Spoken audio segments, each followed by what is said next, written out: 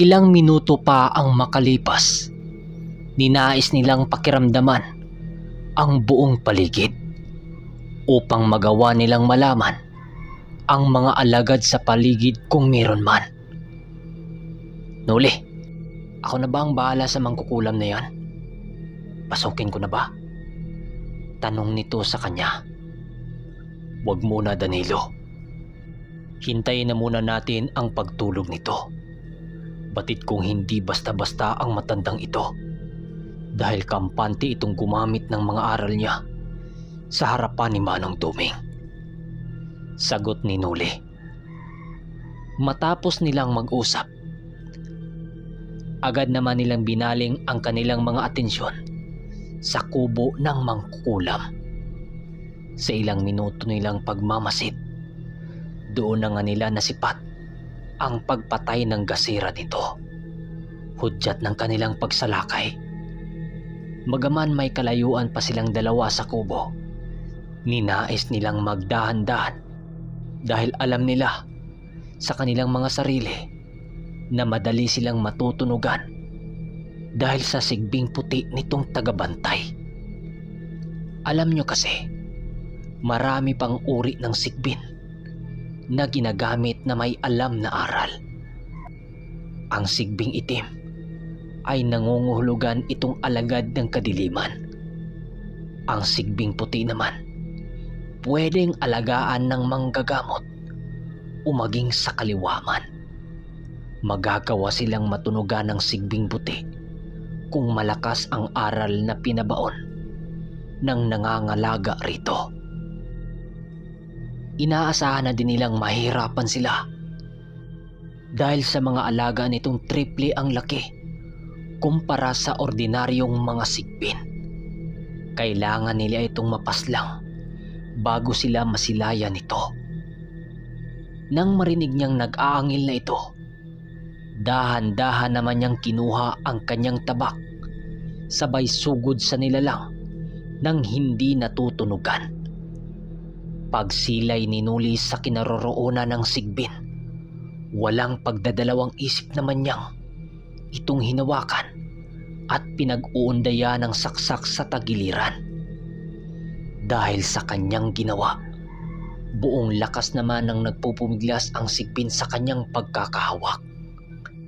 Pero kahit anong gawin ito, kulang ang lakas nitong tangan upang mapapangibabawan ang malakalabaw na lakas ni Noli. Ilang minuto pa ang lumipas, tuluyan na ngang nawala ng buhay ang nilalang nang siyang naging hudyat naman ni Danilo na pumasok. Habang marahan nilang binagtas ang bakuran ng mangkukulam, panay naman ang pagsilay nila sa buong paligid. Panay ang kanilang pakikiramdam dahil nababahala sila na baka may kakamping hukluban ang mangkukulam na yon. Maya-maya pa, bigla namang napadikit sa dingding ng kubo si Danilo nang makita nila ang pagsindi ng mga kandila sa loob ng kubo.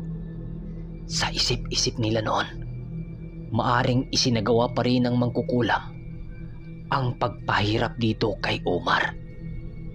O di kaya nararamdaman sila nito sa buong paligid dahil sa pagpaslang nila sa sigbi nitong alaga. Sa pagbukas ng pinto ng kubo, bigla naman silang napasuot sa papag ng kubo. Nang sa gayoy, hindi sila masipat ng lalaking mangkukulam. Sino yan? Nararamdaman ko kayo. Huwag nyo na akong paglalaruan. Wika ng mangkukulam habang pinagmamasdan ang kanyang bakuran.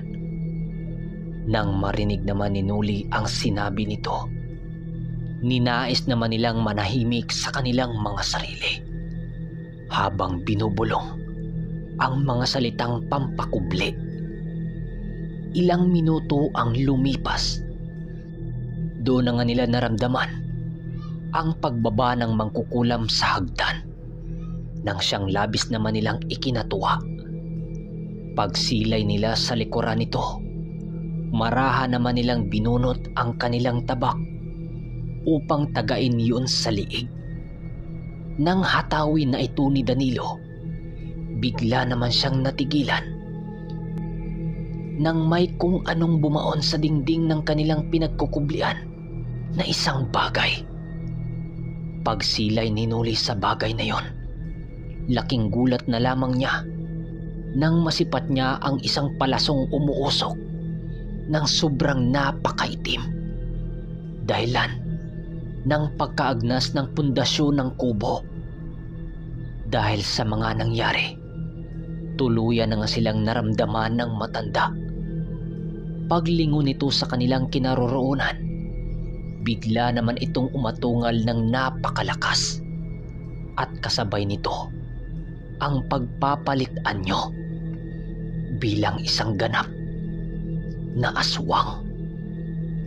Ayon kay Noli, na habang pinagmasdan nila ang matandang yon, doon nila naramdaman hindi ordinaryong mangkukulam ang matandang nais nilang kitila ng buhay. Kung hindi nagkakamali si Noli, isa itong uri ng gabunang ganag na bibihira lamang makakarap ng kung sinong antingero. Para sa hindi nakakaalam, ang ganag ay isang uri ng aswang na nagtataglay ng malalim na aral sa kaliwa. Wala silang malademonyong kaanyuan, pero kaya nilang mag-utos ng mga masasamang espiritu, at kaya din itong kumontrol ng salamangka sa pamamagitan ng mga bagay na nasa paligid nila. Mamamatay din ng tao ang mga ganag, subalit mga puso at atay lang ang kanilang kinakain. Kapag sila'y pumapatay ng tao, hindi rin sila basta-bastang mapapasuko ng mga antingero, gawa ng matitikas ang kanilang mga bakod at kabal sa katawan. Matitibay din ang mga balat ng mga ganag na halos hindi mo magagawang masugatan kung wala kang angkop na dasal para sa kanilang kahinaan. Maraming uri ng mga ganag. Merong mga manggagawa lamang sa kanilang tribo, at higit sa lahat, mga maharlikang tagapamahala. Magaman napakadelikado ng mga ganag, kausbong pa lamang ng kanilang uri, ngunit naging mahina ito sa mga nagdaang pangyayari. Ang dahilan ng kanilang pagkawatak-watak, ayon kay Noli, na nung kakausbong pa lamang ng mga ganag, isang tribo lang ang kanilang kinabilangan.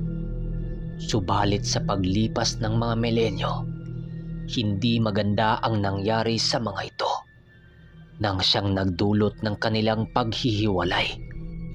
Ang ilang mga ganag na may kakayahang tumawag ng mga dyablo, piniling mamuhay sa bundok, malayo sa mga tao, upang mamumuhay ng tahimik at payapa. Ang mga manggagawang ganag naman ay piniling mamuhay sa baryo upang makalikom ng sapat na pagkain na hinihingi na mamahala. Kahit watak-watak na ang mga ito, nautusan pa rin ng mga maharlika ang mga manggagawa na sumunod sa kanilang mga kagustuhan. Dagdag pa ni Noli, magmula nang mawasak ang tribo ng mga ganag, nagsimula nang hindi makakita ang mga maharlikang tagapamahala sa lahing ito.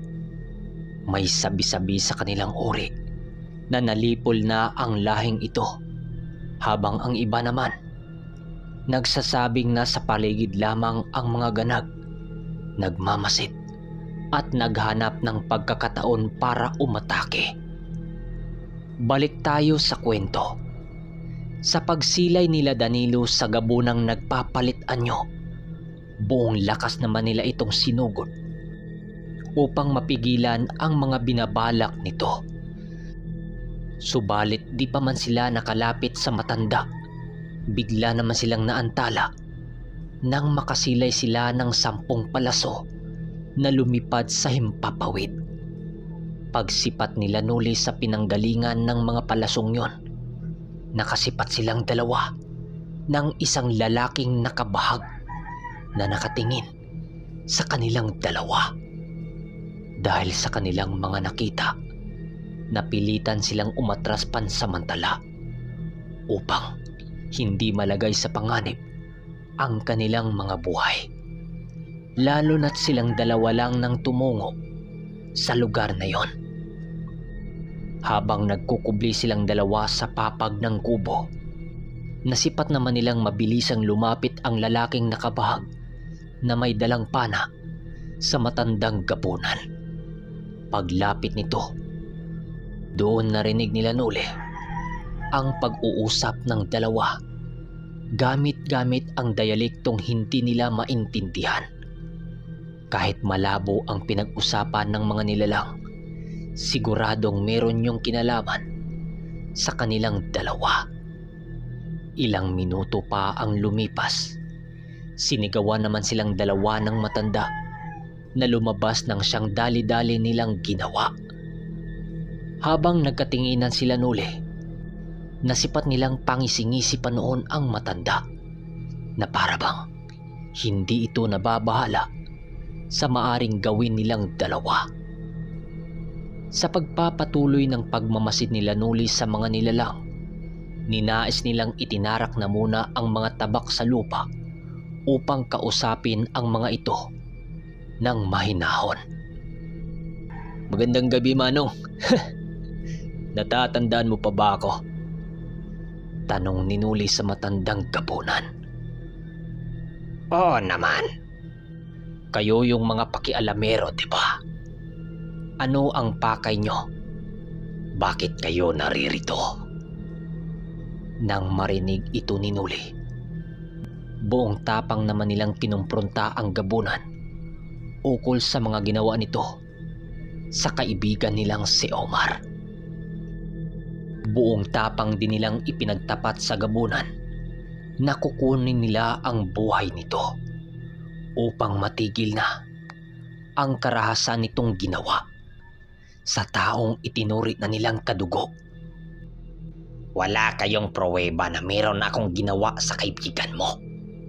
Masyado kayong mapanghusga, mga ipokrito.